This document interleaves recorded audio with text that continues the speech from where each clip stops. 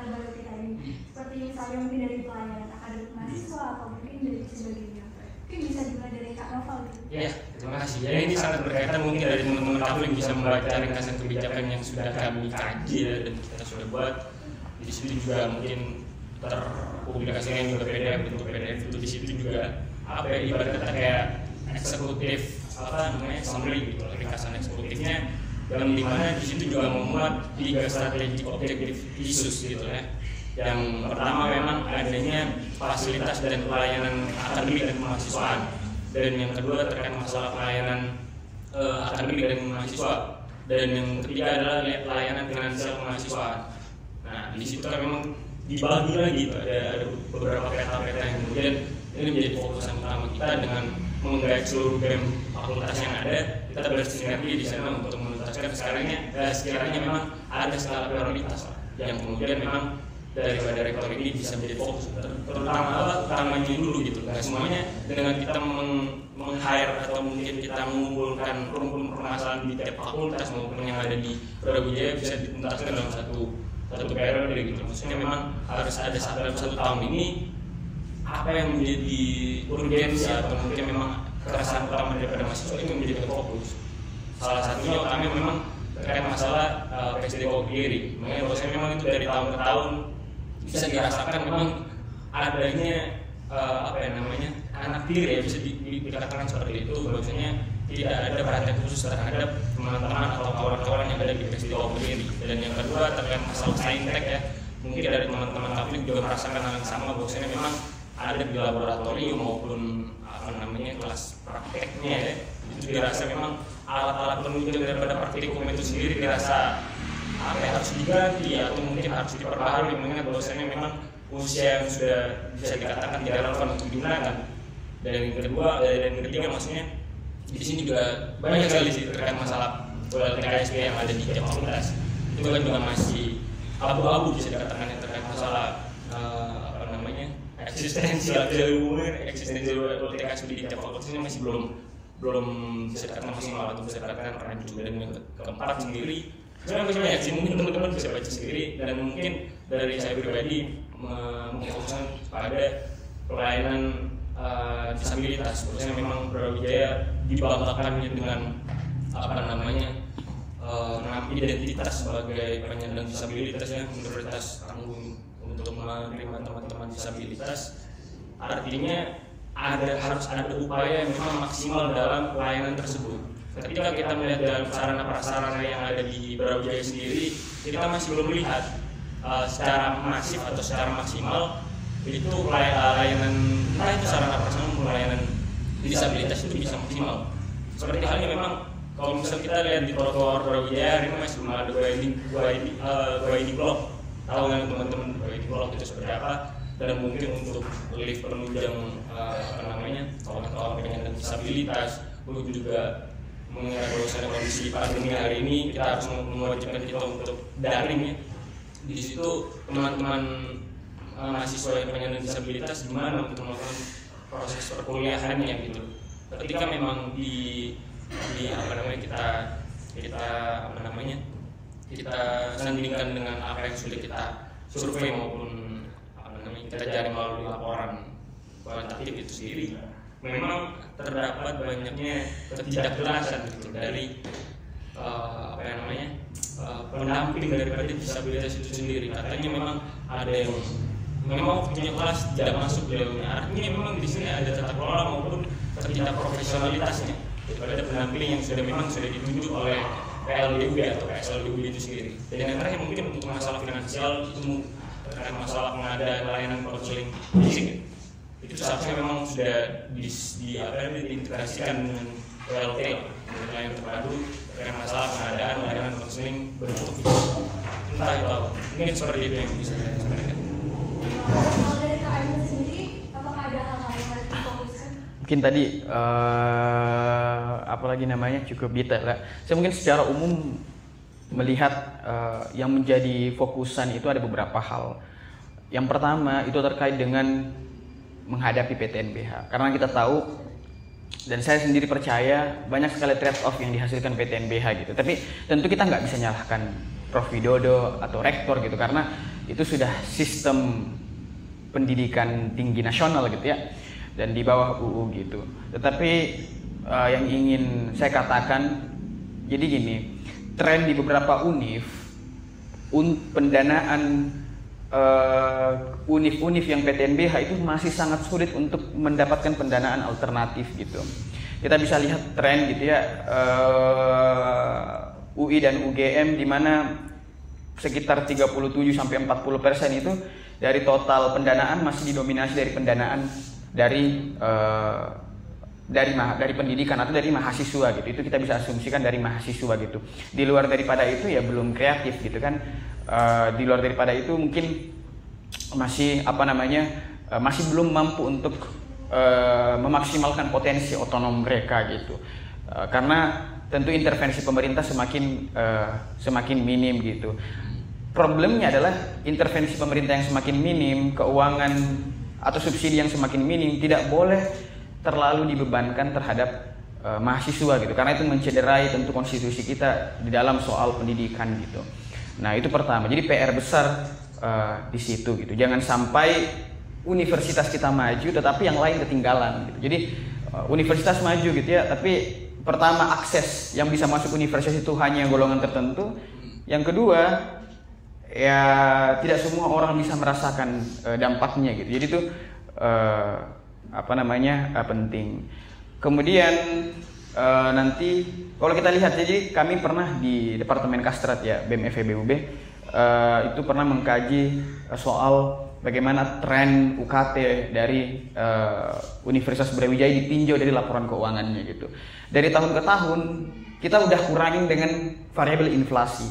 Tentu kalau misalnya kemarin dapat informasi calon rektor ditanya ada kenaikan nggak kalau PTNBH, katanya mau PTNBH mau PTNBLU ada kenaikan. Yo jelas karena ada inflasi gitu, nggak mungkin nggak naik gitu. Tetapi apakah kenaikan PTNBH ini lebih signifikan dibandingkan PTNBLU? Itu yang perlu kita jamin dan perlu kita tangkap daripada jawaban rektorat gitu. Jadi soal pendanaan ini yang sangat penting. Tren Univ Brawijaya itu tren kita mengkalkulasikan sekitar 12-13 univ yang PTNBH. Mayoritas ya rata-rata itu pendanaan dari APBN-nya itu semakin sedikit, so pasti karena semakin otonom. Tetapi pendanaan dari mahasiswanya itu cenderung semakin naik gitu, Itu yang, dan belum lagi variabel bahwa variasi penerimaan mahasiswa dari jalur mandiri yang pakai uang IP dan uang IP nggak diatur oleh pertor gitu ya, dan lain sebagainya, itu semakin besar gitu dibanding lewat jalur negara gitu. Jadi potensi penyeleksian sejak dini terhadap masyarakat Indonesia yang mau menempuh pendidikan tinggi secara berkualitas itu semakin tergerus oleh potensi, saya katakan potensi ya, komersialisasi ketika suatu perguruan tinggi tidak mampu untuk mendapatkan sumber pendanaan lain gitu yang sifatnya non APBN gitu dan dari non mahasiswa. Jadi itu pertama menghadapi PTNBH karena itu multiplier efeknya sangat besar. Yang kedua itu berkaitan dengan sebenarnya yang berkaitan dengan kemampuan Prof Widodo ini untuk mengkonsolidasikan fakultas agar ketimpangan ini semakin tidak lebar dari berbagai aspek. Pelayanan kita tahu ada saya tahu betul ya, ada fakultas yang misalnya sudah di ACC Advo-nya langsung di ACC juga oleh dekanat. Ada juga fakultas yang udah di ACC Advo-nya takut salah ngomong, entah Advo-nya yang salah atau dekanatnya yang salah, yang jelas dekanatnya ini masih banyak yang tidak memberikan kemudahan dalam bantuan layanan UKT. Terlepas dari mungkin ada margin error, kesalahan mahasiswa atau segala macam gitu ya, tetapi kita lihat masih banyak ketimpangan gitu. Ketimpangan dana juga tentu ada dari masing-masing univ gitu. Kalau saya dengar jawaban dari salah satu calon rektor kemarin juga, tentu kita nggak bisa menjamin, kita nggak bisa menyamakan perkembangan misalnya UB Kediri dengan yang lainnya karena yang lebih duluan yang lainnya dibanding UB Kediri gitu. Menurut saya logikanya nggak seperti itu ya. Logikanya adalah bagaimana caranya UB Kediri ini bisa sampai ke yang lain gitu. Itu sama soal ketika misalnya Orde Baru gitu, saat ada perdebatan dari ekonom tentang arah pembangunan. Apakah kita memilih pertumbuhan atau kita memilih pemerataan gitu. Meskipun pada akhirnya ideologi pertumbuhan yang menang gitu ya. Tapi apa konsekuensinya? Ya tidak merata gitu. Dan di dunia hari ini di mana pencapaian sudah semakin besar, bahkan muncul paradigma baru tentang the growth. Kita oke lah stop dulu pertumbuhan sebenarnya gitu ya. Tapi kita membuat yang belum tumbuh ini jadi tumbuh dulu gitu. Nah, saya nggak mengatakan bahwa kita stop pertumbuhan, tetap bertumbuh, tetapi yang diprioritaskan ini yang di bawah-bawah gitu, agar ketimpangan itu semakin kecil, termasuk soal akses tadi gitu. Nah, pertanyaannya sekarang pertanyaan esensial ya dan filosofis bagi Prof Widodo dan bukan calon rektor ya dan rektorat gitu ya. Apakah kita memilih kemajuan ya dengan mengesampingkan konstitusi, mencerdaskan kehidupan bangsa dan lain sebagainya, atau memilih pemerataan yang konsekuensinya tidak terlalu maju tetapi kita mengakomodir konstitusi kita gitu. Nah, itu yang sangat penting, dan saya suka dengan cenderung punya pemahaman yang senang dengan negara-negara yang sosial demokratik ya, pendidikannya bahkan tercover pajak yang tinggi, tapi saya tahu ini bukan problem Prof Widodo karena ini problem pemerintah gitu kan, pemerintah yang lebih di atas gitu. Tapi kita mulailah gitu dari perguruan tinggi di mana semangat cita-cita yang luhur tentang pendidikan itu dibabat habis, kemudian dijadikan sebagai contoh. Jadi kalau bisa pemerintah pusat itu belajar dari perguruan tinggi bagaimana mengelola pemerintah gitu. Jadi meskipun universitas itu miniatur dari negara, tetapi kalau bisa miniaturnya ini bisa mencontohkan yang lebih baik gitu, agar kemudian pandangan kita tentang pendidikan itu bisa lebih konsisten gitu dan lebih konstruktif. Jadi itu PR sih dan bagi Prof Widodo, dan fokusan Prof Widodo singkat bagi saya gitu, menjamin bahwa ketika UGPTNBH mencerdaskan kehidupan bangsa, kemudian menyesuaikan Universitas Brawijaya dengan tantangan zaman, dan juga tujuan sistem pendidikan nasional itu bisa sama-sama diakomodir dan dikonsolidasikan dengan baik tanpa kemudian mengorbankan satu sama lain. Itu mungkin dari saya. Oke, baik. Itu mungkin beberapa hal yang harus difokuskan ya. Oke, nah selanjutnya mengenai beberapa hal yang sudah disebutkan tadi, apabila dikorelasikan dengan rancangan program rektor baru kita sendiri, menurut kakak-kakak di sini, proyeksi rektor kita ini akan melangkah kemana Pak kira-kira? Mungkin dari Kak Ayu dulu. Ya, tentu normatif ya, world class university gitu. Dan saya secara pribadi tidak melihat perbedaan yang signifikan di antara satu sama lainnya gitu. Punya kecenderungan yang sama, dan pasti ngikut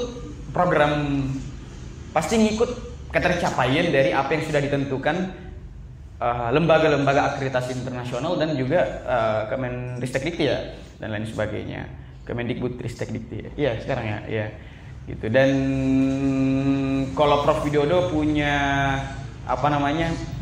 cita-cita tentang world class university, mohon ini koreksi ya kalau nggak salah, melalui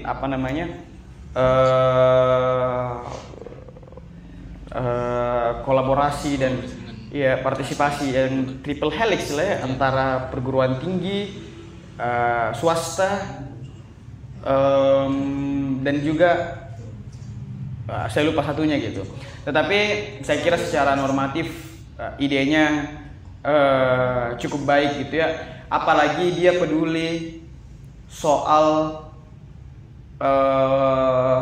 dia sadar gitu bahwa kita ini punya keterbatasan dari segi tenaga pendidik gitu. Di tengah kita mau ekspansi kuota mahasiswa, itu yang pertama. Belum menghadapi tantangan-tantangan di pasar tenaga kerja era hari ini gitu ya, skill dan lain sebagainya. Kemudian juga tantangan pengabdian masyarakat, tantangan bahkan saya melihat Prof Widodo juga cukup detail dalam soal dia cukup perhatian soal bagaimana melihat pendanaan itu gitu, dan menjadikan beberapa hal yang menjadi keunggulan universitas gitu dibandingkan mungkin dengan industri lainnya sebagai salah satu sumber pendapatan gitu. Tinggal idenya diuji secara konsisten gitu ya, lewat program kerja gitu. Dan karena beliau pun belum secara detail menjelaskan program kerja karena memang baru rektor terpilih gitu ya, tapi secara visi misi dan arahan strategisnya saya kira itu gitu. Satu aja sebenarnya kekurangannya gitu ya, karena saya ngelihat bahkan di antara calon-calon rektor yang lainnya dia jarang melakukan pendekatan pendekatan mahasiswa gitu, atau pendekatan pendidik dalam melihat fenomena tantangan UB gitu. Jadi saya lihat terlalu teknokratis, dan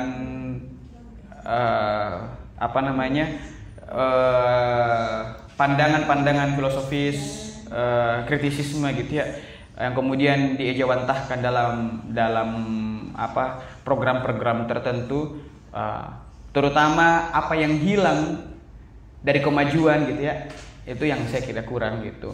Tetapi pertanyaan-pertanyaan saya, salah satu mungkin yang terfokus itu ketika Prof lupa ya, ada senat itu nanya gitu tentang memimpin dengan keteladanan ya, kepemimpinan dengan keteladanan. Apa tema Pilrek ya? Apa lagi? Kepemimpinan melalui keteladanan gitu ya. Ya itu, jadi itu ditanya gitu ke hadirin profesor, dan itu sangat filosofis dan mendalam gitu. Nah itu, jadi terlalu kelihatan sisi teknokratisnya gitu ya. Dan saya kira kedepannya dalam perumusan kebijakan, hal-hal yang mendasar, yang sifatnya humanity gitu ya, kemanusiaan, kemudian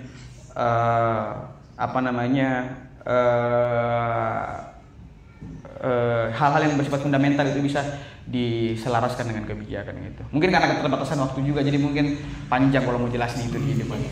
Jadi saya pahami Prof ya. Terima kasih Kak. Kalau dari Kak Novo sendiri bagaimana? Iya, mungkin meneruskan kembali ya terkait masalah apa yang sudah diutarakan. Tadi juga ada singgungan atau mungkin bukan bersinggungan, ada kaitannya dengan apa yang saya sudah sampaikan terkait masalah bagaimana Prof Widodo untuk bisa menghadapi transisi menjadi PTBH terkait realisasi pengelolaan sumber daya keuangan atau pendapatan maupun otonomi yang lainnya. Berbicara mengenai apa yang sudah diangkat dalam grand design Prof Widodo sendiri, kita tidak pungkiri bahwa memang itu bisa dikatakan bagus ya, kita tidak pungkiri juga, dan itu sangat berkaitan dengan apa yang memang dibutuhkan oleh Brawijaya itu sendiri. Terlepas dari banyaknya persoalan, memang ada sangkut pautnya, ada beberapa sangkut pautnya, yakni terkait masalah penguatan badan usaha universitas. Harapannya memang kita bisa, Prof Widodo bisa membawa ya, terkait masalah badan usaha akademik maupun non akademiknya ini bisa menjadi sumber penghasilan daripada PTN itu sendiri, pengelolaan keuangan maupun yang dimana itu juga alokasinya berdampak ke banyaknya sektor. Gitu. Harapannya memang dengan tadi juga disampaikan bahwa teknosentris maupun peran universitas untuk menghadapi tantangan zaman ya. Kalau saya memang Prof Widodo juga mengkaitkan sama halnya dengan bagaimana upaya Prof Widodo untuk membawa Universitas Brawijaya dengan menghadapi era disrupsi ini seperti ini, dengan membawanya banyak inovasi terkait masalah global internasional maupun internasionalisasi dari berbagainya proker, termasuk tadi juga disinggung terkait masalah BU. Ya harapannya memang ini bisa menjadikan Universitas Brawijaya yang memiliki sumber daya manusia ya, itu terkait masalah bagaimana nanti kontribusi kita ke nasional maupun juga bisa meningkatkan kualitas SDM daripada Brawijaya itu sendiri. Mungkin itu yang bisa saya sampaikan. Oke, terima kasih Kak atas jawabannya. Untuk pertanyaan kita selanjutnya nih, apakah ada harapan-harapan dari kakak-kakak di sini yang mungkin dapat mewakili mahasiswa UB untuk disampaikan kepada rektor baru kita, misalnya dalam segi keterbukaan program kepada mahasiswa? Mungkin dari Kak Noval dulu. Saya dulu. Saya dulu. Ini menutup juga. Oke. gini ya, kalau dari saya secara pribadi, jangan malah batasi kemerdekaan mahasiswa dengan kampus merdeka. Jadi saya kadang ini paradoks ya, programnya kampus merdeka memang gerbang lain dia merdekakan, tapi gerbang lain itu seolah-olah ditutup gitu. Jadi sama aja sebenarnya gitu, parsial. Jadi saya melihat kemerdekaan yang hakiki itu adalah mahasiswa itu bisa memanifestasikan ilmu pengetahuannya dimanapun dia berada gitu. Diprogramkan pada beberapa hal, it's okay gitu. Tetapi misal contoh ya, jangan semua anak humaniora dipaksa dalam tanda kutip jadi mesin-mesin industri karena kita menganggap bahwa tantangan hari ini adalah soal ketenaga kerjaan gitu, yang penting kerja dan lain sebagainya, keterampilan gitu ya. Padahal ada beberapa di antaranya yang memang fokusnya tidak di situ gitu, tapi terbatasi gitu. Jadi itu hal yang pengen saya sampaikan gitu. Dan yang kedua, selalu saya kira ini gerbangnya ya untuk ke depan. Pemerintahan yang demokratis, pemerintahan yang baik itu selalu identik dengan check and balances gitu. Jadi kalau misalnya, jadi masalah itu pasti ada gitu. Jadi nggak ada orang yang sempurna gitu ya. Saya mungkin di sini bisa salah ngomong juga gitu. Tetapi yang membedakan kita dari orang lain itu adalah cara kita menghadapi masalah gitu. Dan saya ingin, tentu harapan saya Prof Widodo, apapun masalah ke depan hadapi, terutama berkaitan dengan mahasiswa. Jangan terlalu eksklusif, tapi bersifat egaliter lah gitu. Mahasiswa sebagai komponen yang terdampak dari kebijakan-kebijakan Anda gitu. Dan itu yang saya kira perlu untuk dicatat gitu. Dan selanjutnya yang terakhir mungkin ya, jadikan kampus sebagai tempat di mana segala hal bisa diuji gitu. Jadi jangan terlalu mudah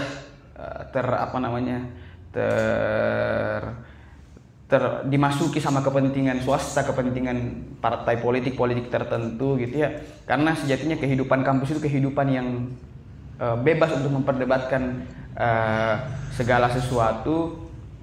Orang boleh percaya apapun dan orang boleh menguji apapun tentang apa yang dia percayai untuk mencapai kebenaran gitu ya. Dan itu hakikat dari pendidikan itu sendiri gitu.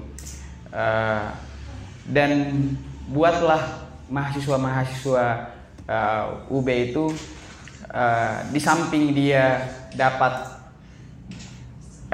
ilmu dari program-program kampus merdeka dan lain sebagainya, dia juga dapat hak yang selayaknya gitu. Karena saya banyak dapat dengar gitu ya, banyak eksploitasi yang terjadi gitu kalau teman-teman magang dan lain sebagainya. Itu sih gitu. Banyak masalah-masalah detail, tapi gerbang dari menyelesaikan masalah-masalah detail itu ada pada personality atau kemampuan Prof Widodo dalam menyelesaikan setiap masalah gitu. Mau bertukar pikiran dan egaliter itu. Kok dari kakak kamu sendiri gimana? Mungkin dari saya pribadi sama halnya dengan saya terkait masalah. Mungkin kita butuh seorang pemimpin yang memang seperti egaliter ya. Bahwasanya memang komponen daripada mahasiswa di sini juga menghadapi segala berbagai dinamika. Harapannya memang dengan segala peraturan atau regulasi maupun arah gerak daripada Prof Widodo nantinya diharapkan memang tidak adanya dikecilkan atau dikuranginya daripada kedaulatan daripada mahasiswa itu sendiri atau kemerdekaan individu daripada mahasiswa itu sendiri. Karena harapannya memang dari kami selaku perwakilan daripada mahasiswa juga dapat secara langsung turun langsung bisa melihat kondisi objektif daripada apa yang dibutuhkan mahasiswa hari ini maupun keresahan apa yang memang dirasakan oleh teman-teman mahasiswa itu bisa disampaikan dengan mereka. Harapannya memang menjadi gerbang fokus utama untuk membuka gerbang komunikasi yang bisa dilakukan dengan baik. Intinya entah apapun itu bukan berniat kami selaku mahasiswa untuk memberikan tekanan pada rektorat, namun di sini kami juga punya itikat atau niat baik untuk memberikan sebuah solusi.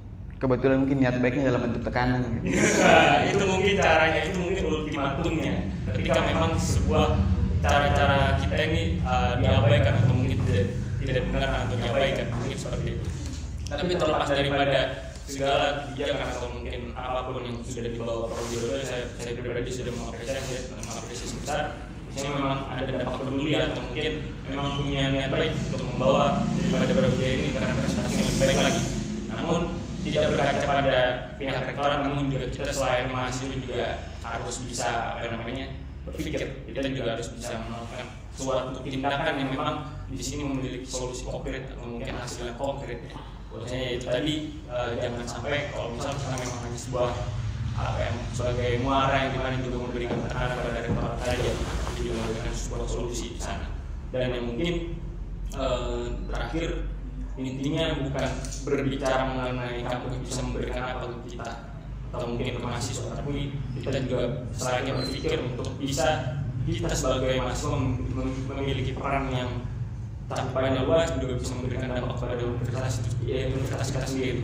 Bukan kata bikin baik gitu, saya juga motif ya. Bahwasanya memang kampus itu bisa hebat karena mahasiswanya. Namun pada hari ini melihat realitas hari ini, mahasiswa ingin hebat karena ingin karena nama baik kampusnya saja gitu. Mungkin seperti itu. Dan yang mungkin terakhir ini berbicara tentang nurani segala gerakan-gerakan yang memang sudah diinisiasi oleh teman-teman mahasiswa. Harapannya memang ini bisa menjadi fokusan utama untuk kita sama-sama mengawal 5 tahun Brawijaya mau dimanakan, mungkin ada gerakan seperti apa.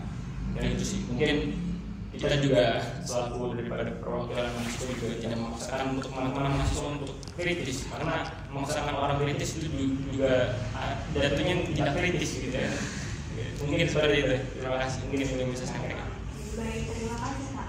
Terakhir nih sebelum kita menutup, apakah ada pesan atau saran yang ingin disampaikan kepada penonton Kaltim 10 sendiri mengenai hal-hal yang sudah kita bahas barusan? Mungkin dari Kak Aidil dulu. Saya lagi ya? Mungkin pertama-tama saya mengucapkan terima kasih banyak atas kesempatan maupun waktu yang sudah diberikan oleh teman-teman Kaltim. Kalau sudah mengundang saya dan juga berjumpa dengan saya dulu ini, saya juga jarang sekali untuk bisa berinteraksi dengan masyarakat sendiri, bahkan melebur untuk mungkin diskusi terkait masalah pergerakan ke depan, karena Mas Ainul juga punya punya penokohan yang baik terkait masalah pergerakan, juga banyak apresiasi yang disampaikan oleh teman-teman mahasiswa ke Mas Ainul sendiri. Ya alhamdulillah dengan momen ini bisa dipersatukan kembali, saya merasa sudah bersyukur sekali. Dan terakhir mungkin kepada teman-teman mahasiswa untuk menonton ini, tidak terluput daripada kesalahan atau mungkin banyaknya hal yang kita sampaikan tadi dari semata-mata itu juga menjadi sebuah kebenaran absolut. Mungkin juga teman-teman dipaksa untuk bisa melakukan kajian sendiri. Namun terlepas dari hal itu, kita sebagai mahasiswa ketika memang memberikan sebuah informasi, selayaknya kita juga bisa memvalidasi ulang apa yang sudah kita kita terima atau mungkin apa yang orang sudah berikan, mungkin seperti itu. Dan terakhir mungkin ada kurang lebihnya apa yang saya sampaikan maupun saya tadi sudah sampaikan, kurang lebihnya kepada Tuhan manapun. Assalamualaikum warahmatullahi wabarakatuh. Ini seperti itu. Terima kasih. Terima kasih. Ada hal dari Kak Aidil sendiri? Sebenarnya udah diambil semua sih tadi Mbak. Tapi oke lah. Mungkin kalau dari saya secara pribadi tentang apa yang pesan saya ke penonton Kafling ya. Tadi semua itu sebenarnya bagian dari kontribusi kita terhadap pergerakan mahasiswa gitu. Cuman teman-teman sekalian jangan pernah berkecil hati, dan orang yang konsen di pergerakan juga jangan terlalu berbesar hati, karena pergerakan mahasiswa itu tidak selalu menyangkut protes, tidak selalu menyangkut kritisisme gitu. Kontribusi di bidang apapun itu juga sebenarnya bagian dari upaya kita untuk memperbaiki kondisi sosial. Kan tujuan gerakan itu kan sebenarnya untuk memperbaiki kondisi sosial. Cuman gerakan kadang dia lebih sifatnya lebih unggul secara kuantitatif gitu, tapi kontribusi secara pribadi apapun yang kita kerjakan sebenarnya dengan satu syarat gitu, bahwa kita peduli bukan hanya terhadap individu kita, tapi terhadap sekitar kita gitu ya. Itu sudah cukup gitu ya untuk sebenarnya membangun kondisi yang lebih baik gitu. Terlebih kalau kita mampu untuk bisa berkontribusi dalam gerakan-gerakan sosial gitu. Nah, dua hal gitu, kritisisme dan juga kepedulian itu menjadi dua pondasi utama bagi saran saya untuk teman-teman Kafling gitu ya. Bahkan karena kritisisme dan kepedulian itu sendiri, teman-teman sekalian bisa kontra dengan kita berdua gitu, dan no problem gitu, nggak ada masalah gitu. Dan karena kritisisme dan kepedulian tadi itu kita mampu untuk mengorientasikan kembali setidak-tidaknya diri kita, orang-orang di sekitar kita, dan bahkan Indonesia, atau bahkan dalam skala global kalau teman-teman yang percaya tentang bahwa dunia sekarang sudah sifatnya kosmo gitu ya. Tetapi apa yang bisa kita petik dari dua aspek tadi itu menyangkut kondisi yang lebih baik gitu. Kritis tidak selalu berarti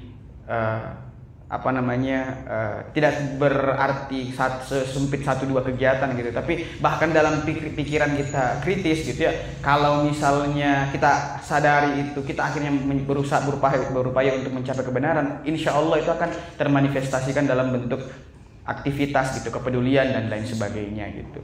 Nah, hal-hal di luar daripada itu tentu tergantung pada tata nilai yang kita anut masing-masing gitu. Setidak-tidaknya kalau kita nggak mampu bergerak, ya kita cukup peduli aja, termasuk dalam soal pilrek tadi gitu. Kata Charles Bukowski, ya, saya tadi karena kutip PD baik mau juga gitu. Ini gitu ya. Kadang manusia itu protes tentang ketidakadilan ketika mereka sendiri akhirnya merasakan ketidakadilan. Jadi kadang kita, ngapain sih orang-orang itu protes soal UKT? Ya karena kamu mungkin orang kaya gitu. Iya kan? Karena kamu nggak ngerasain gitu. Giliran pacarmu diambil sama pacarnya orang lain, kamu protes kan pasti kan? Paham maksudnya? Jadi kita protes tentang ketidakadilan kalau kita merasakan ketidakadilan gitu. Maka jangan tunggu ketidakadilan sampai ke kita baru kita protes gitu.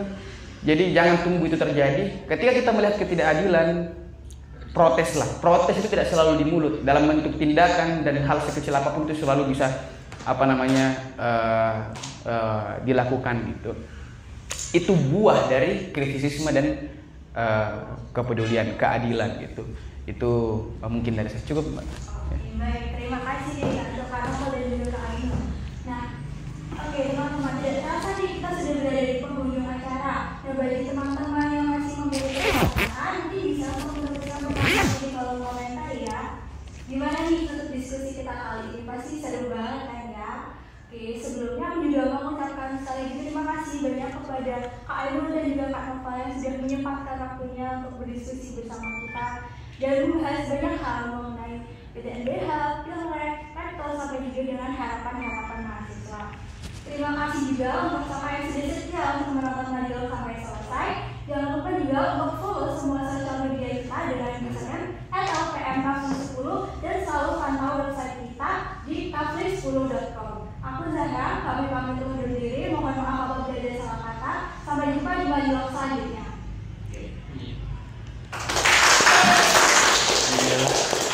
Terima kasih, Mas.